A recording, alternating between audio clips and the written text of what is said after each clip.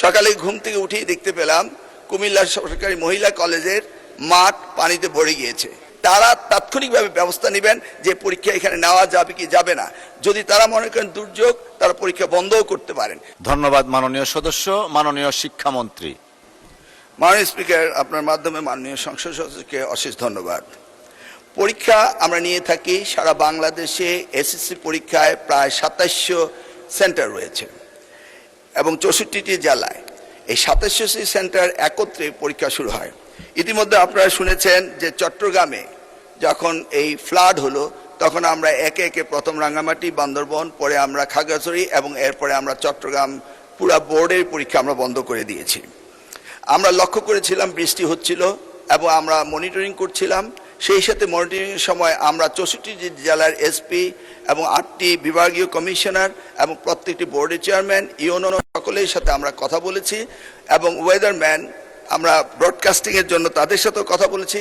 তারা বলল যে বৃষ্টি হবে না, সেই কথাটি তারা বলেছে। বিকেল 5টা পর্যন্ত আমরা বসে থেকে সিদ্ধান্ত নিলাম যে সকলেই বলল যে ওয়েদার ভালো হবে, সেই জন্য আমরা পরীক্ষা রেখেছি। সকালে ঘুম থেকে উঠেই দেখতে পেলাম কুমিল্লা সরকারি মহিলা কলেজের মাঠ পানিতে ভরে গিয়েছে।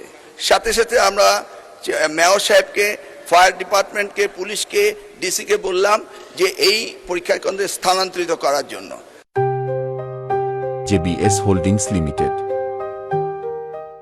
তারা তখন সকলকে নৌকায় করে ওই স্কুলের 5তলা ভবন সেখানে নিয়ে পরীক্ষা তারা নিয়েছে। আমরা সেটা দেখেছি তাদের দুর্ভোগ। তাছাড়া সারা বাংলাদেশে আমরা ডিসিদের সাথে কথা বলেছি এবং ইউনিটদের সাথে তারা বলেছে যে কোথাও পরীক্ষা কোনো রকম দুর্যোগ ঘটেনি, একটি শুধু কুমিল্লা মহিলা কলেজে ঘটেছে। এবং সেই সাথে ফিজিক্সের প্রশ্ন 6 এবং 7 এই দুইটি প্রশ্ন ভুল হয়েছে। মাননীয় স্পিকার, আমরা দায়িত্ব পেয়েছি মাত্র 4 মাস। কোশ্চেন মডারেটর আগের কোশ্চেন মডারেটর কোশ্চেন করেছিল। আপনি জানেন যে কোশ্চেন মডারেট করতে হলে এই প্রক্রিয়াটি 2 বছর আগে থেকে শুরু করতে হয়। আমরা এসে কোনো কোশ্চেন তৈরি করতে পারিনি। বিগত গভর্নমেন্টের যে মডারেটর ছিল তারাই কোশ্চেন করেছে। তবুও আমরা তাৎক্ষণিকভাবে ঘোষণা দিয়েছি যে ফিজিক্সের 6 এবং 7 দুইটি কোশ্চেন ভুল হয়েছে, সেটাকে আমরা ফুল ক্রেডিট দিয়ে দেব, সেটা আমরা বলেছি। এবং পরীক্ষা যথাযথ হচ্ছে কিনা সেইভাবে সাহায্য সহযোগিতা করার জন্য আমরা সকলকে প্রস্তুত রেখেছিলাম। আজকেও আমরা সারাদিন কথা বলেছি এবং প্রত্যেকটি আমাদের সাথে যারা স্টেক হোল্ডার রয়েছেন তারা বলেছে পরীক্ষা সুন্দর হয়েছে, সুস্থ হয়েছে।